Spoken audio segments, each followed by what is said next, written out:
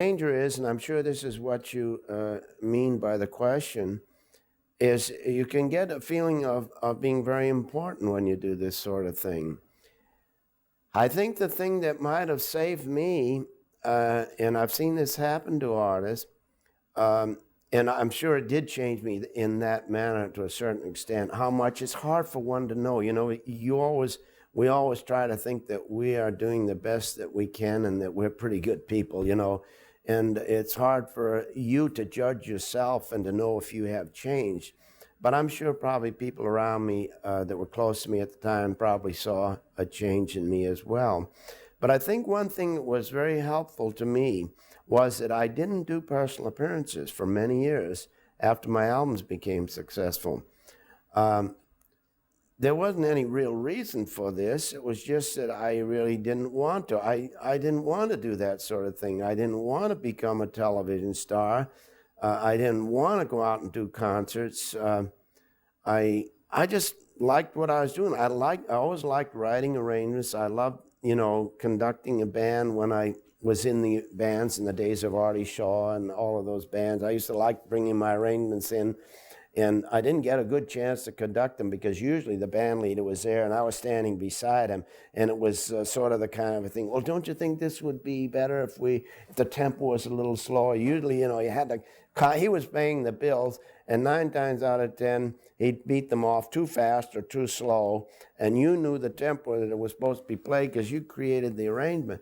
So, but anyway, I didn't do my first concert until out in Los Angeles. There were a couple of fellas, Bill Stewart, a disc jockey, and I can't remember the other fella's name. He was head of a company called Concerts Incorporated. And they came out to my house one day in Encino, when I live in Encino, California, and they wanted me to do a concert at the Shrine Auditorium where I think they still have the Academy Awards there and the Grammys. And I said, no, I don't want to do that. And they said, well, why haven't you done any concerts? I said, that isn't what I want to do. I like to write my arrangements and go in and record them. And I don't, I'm not a, besides, I said, who would come to a Ray Conniff concert? Nobody. And they said, well, we think they would.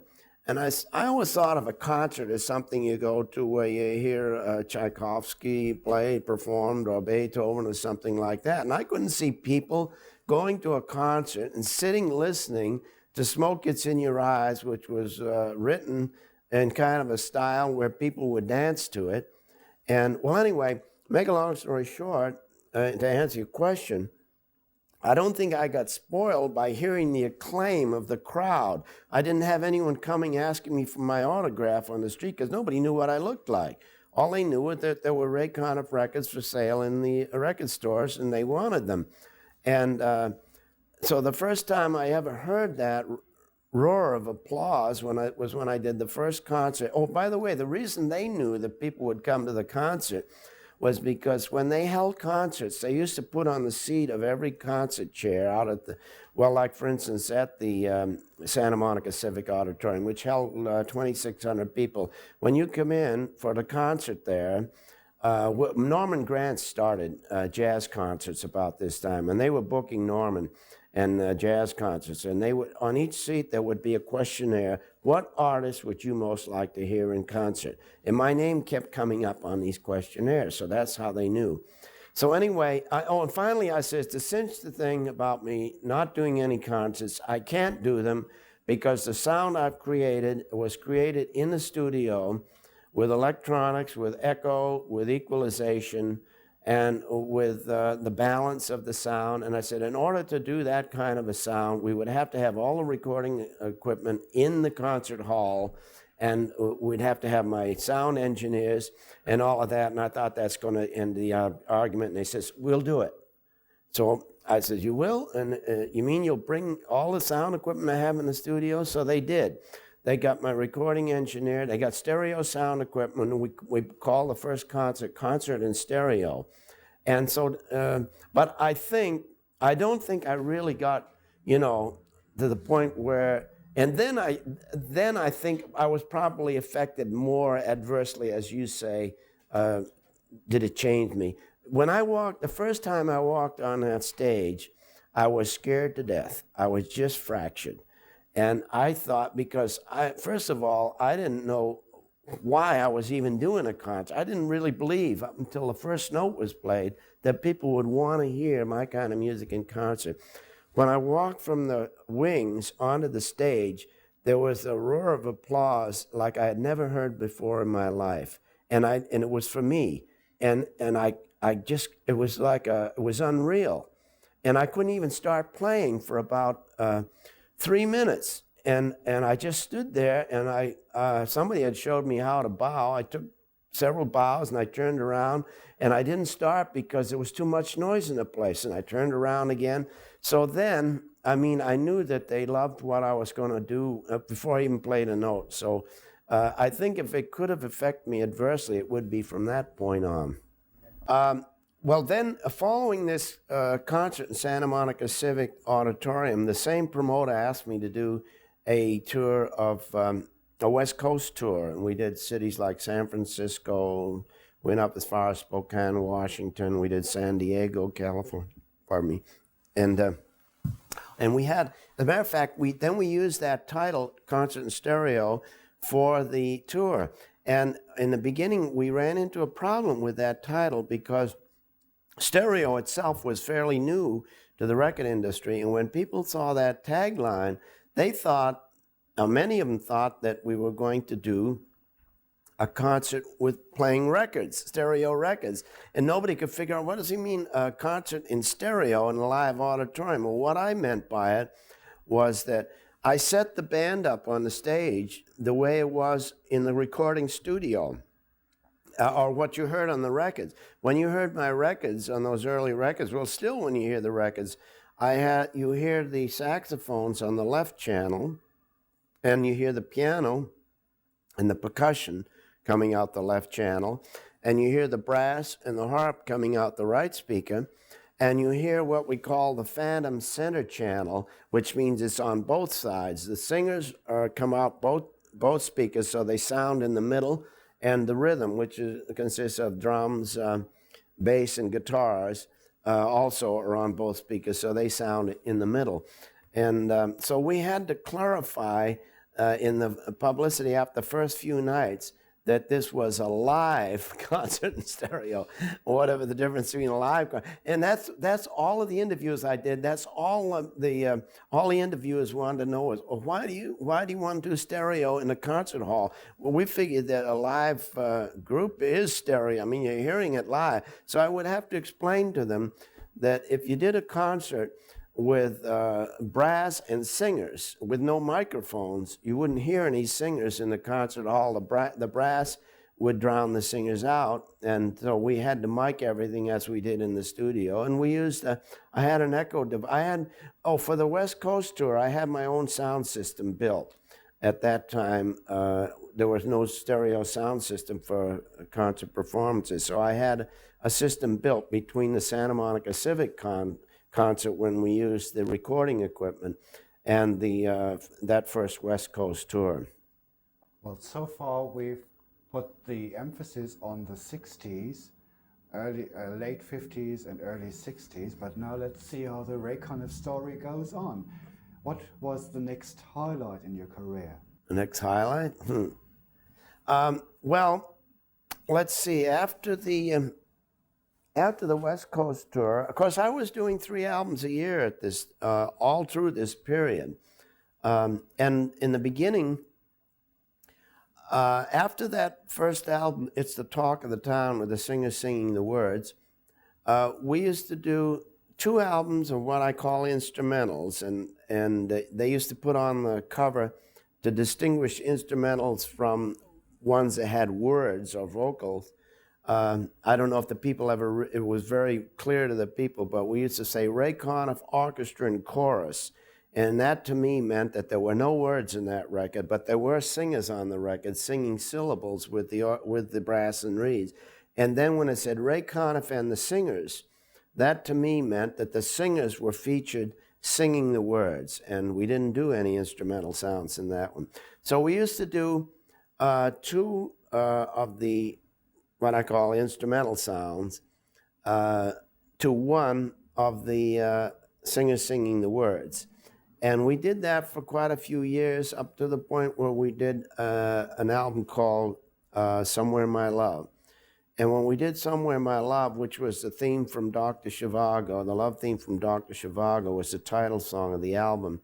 This album became the biggest album that I had ever recorded up to that point in time. So right away, CBS wanted me to do more of that type of album. So we changed the ratio at that point, and we would do 2 of the singer albums with them singing the words, and to 1 of them of the instrumental sound. And this went on for the next several years. I think Somewhere in My Love was 1962, was it? Something like that. Okay. I'm not very good on dates. But to answer your question about what was the next exciting highlight of my life, I would say I did, following the West Coast tour, I did a couple of West Coast tours of the United States, and then I did an entire 6-week tour of the United States. And I was disappointed in that tour because the tour was not handled by a good promoter. And in my estimation, it wasn't a successful tour box office-wise. The reason being it was not properly publicized. And so I became a little soured on tours in the United States. The next thing that was very exciting for me was I got a call from CBS International, who, they're on the CBS records, they have 2 departments. They have what they call CRU, that's Columbia Records United States, is how that started, and CRI, which is Columbia Records International. Don't ask me why, but CRI and CRU never shake hands. I've never been able to figure out why this is. They are both owned by CBS, the big company that has the television station as well, a television channel. But anyway, I got a call from CRI, Columbia Records International. My records were by now being released all over the world, by the way. That's another freak thing I should tell you about. So many freak things have happened to me that have had a great, been very instrumental in big change in my life that were, you can call it by accident or if it's in the stars or what, I don't know. But like one thing, I didn't really go into detail, but the first time I conducted for CBS Records was when Mitch Miller called me in for a backing for a girl called Eileen Rogers. And up to this point in time, I have always been really a tremendous introvert. And I would never speak up for myself in any group. If there was any gathering of over 2 people, I was never in the conversation. So this thing came up where Mitch said to me, he wanted me to come in and do 2 arrangements for this girl called Eileen Rogers for a record session. And it was what they call a split date. There was another artist going to be on the date, which happened to be Don Cherry, who I later did the Band of Gold hit for. But I didn't write the arrangements for this session. So Don was doing two arrangements on the session, and Eileen Rogers was doing 2 arrangements. Now the reason for this is because the record company, they have to pay musicians to do 4 sides. So their one session, they only have to pay the musician once, but they get 2 songs out of 2 different artists. Well, anyway, so Mitch gave me the songs. Eileen was there, and I went over them on the piano and figured out the keys for her and everything. And so she had gone, and Mitch says, by the way, you might as well write yourself in a couple of trombone parts and make a few extra bucks on the date. And so this is the most unusual question I ever asked in my life, because I said to him, well, who's going to conduct? And I mean, normally I would never ask a question like that. I'd just say, okay, I'll write the trombone parts, but obviously somebody was going to be conducting my arrangements. So Mitch says, well, I've got Norm Layton hired as conductor for the sessions. In other words, he was going to conduct the Don Cherry sessions, and he wasn't about to pay for 2 conductors. You pay double scale for conductors. So what he was telling me for, telling me was that if I wanted to conduct on the date, I wasn't going to get paid. But if I'd play trombone, I'd get paid extra.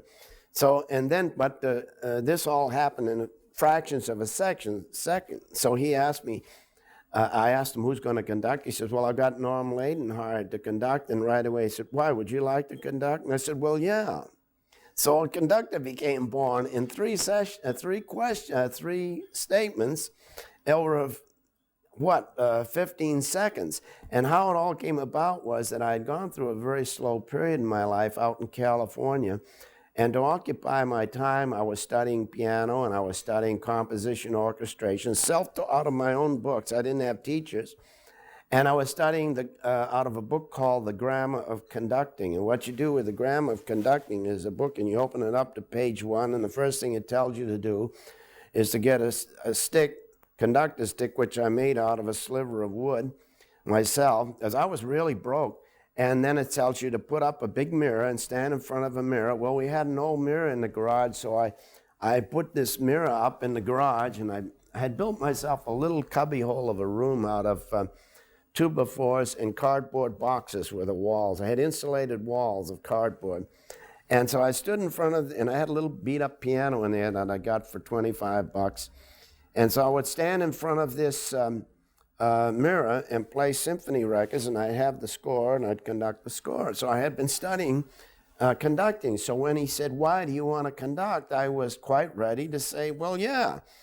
So anyway, I conducted on that first session for Eileen Rogers. The 2 songs we did were Now Is the Time and Just a Little Bit More. If anybody has that record, that would be a collector's item.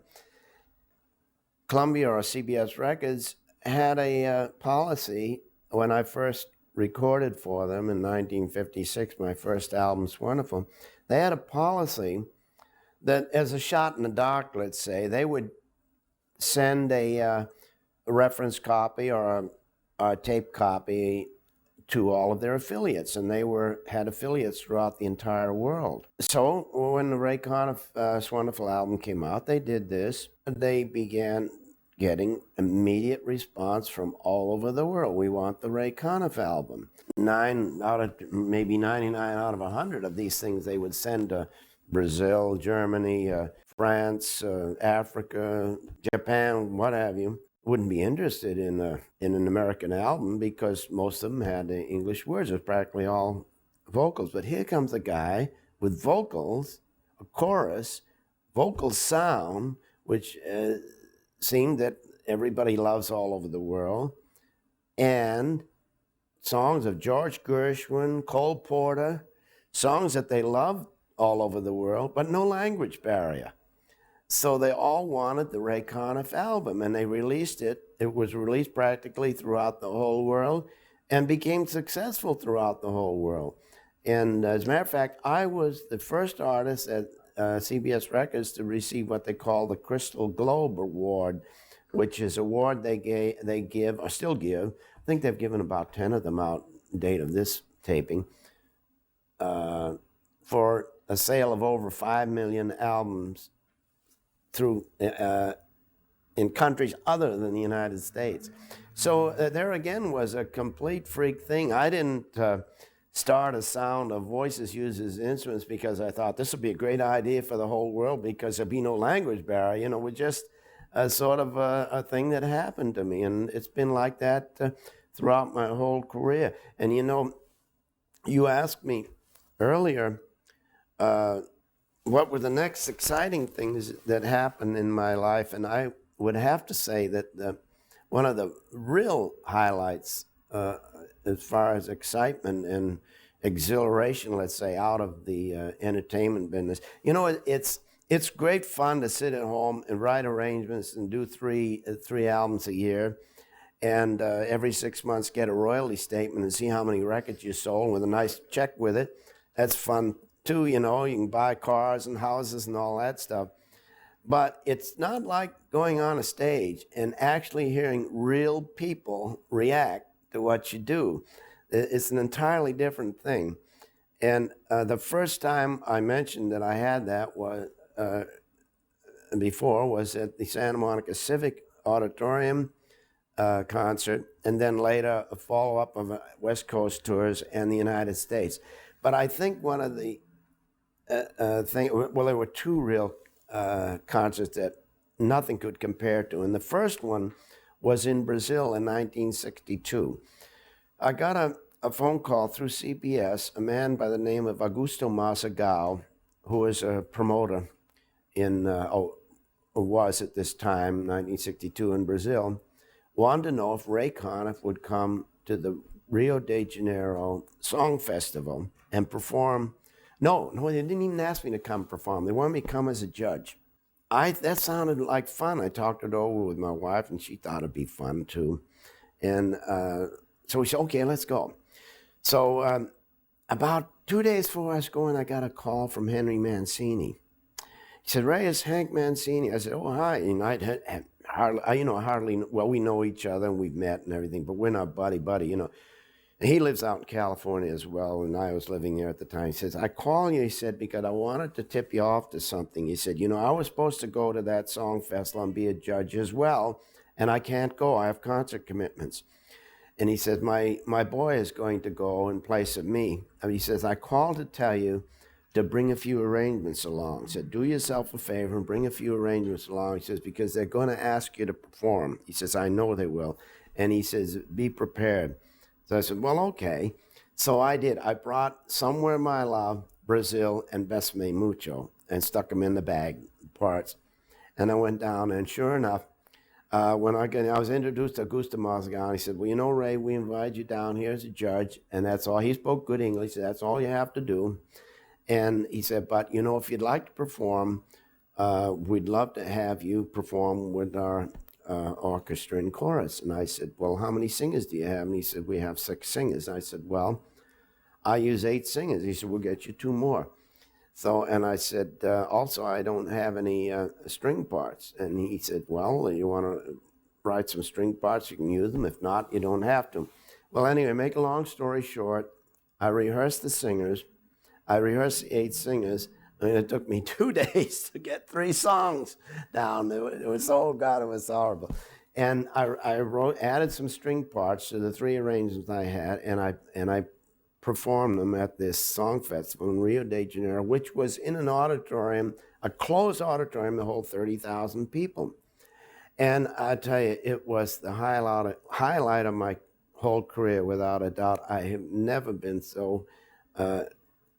They were just wild, and they just loved what we did. As a matter of fact, there was a rock star that was there on the show, and they had staged a thing for him, and he came on. I wasn't in the contest. I was just an added artist to perform.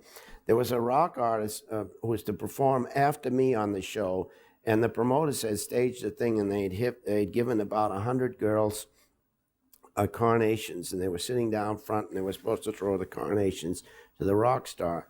And I did the first song, Besame Mucho, and I'll tell you, it was bedlam. The whole audience was going back, swaying in rhythm to the music, the whole thing, and clapping, and they just loved it. And at the end of Besame Mucho, there was practically a standing ovation, and the 100 girls threw their carnations up on the stage for me, and they had to go get some more carnations for the rock star when he came out. So I did Besame Mucho. And then we did Somewhere My Love, and you can imagine what happened when I closed with Brazil. It was the wildest thing I've ever heard in my life. And that has happened to me one other time. All concerts always go well with me, especially in South America. But in Rio de Janeiro, and later I did a song festival in Viña del Mar, Chile, and did the same thing. That time I brought my own singers, and those were the 2 highlights, the most exciting nights of my whole career. Both your popularity and your activities were not restricted to the United States. What other countries did you go to? Well, the South American countries and the Latin countries, my music became very strong and has remained very strong, and even stronger to this day. As a matter of fact, I now do 1 album a year, just for the Latin countries. And the countries I have visited, did you ask I visited to or released? Visited. Well, activities. You mean like performing on stage? Okay, the countries, I've done a tour in Japan, I'd say about 6 times I've been to Mexico. I've been to Brazil about 4 times. I'm going there again this year, which is 1986 now. I've been to Chile about 3 times. I've been to Argentina twice. These were concert tours. I've been to, I did the tour of Germany back, I think it was in 1962. And I've been to many countries where I didn't perform in in tours, but I did a tour of England, 2 tours of England. I performed in Spain for television audiences, and I performed a live performance at a song festival in Mallorca, Spain. I performed at the San Remo convention in song festival in Italy, San Remo. Oh, let's see what else. Russia. I went to Russia and recorded an album there.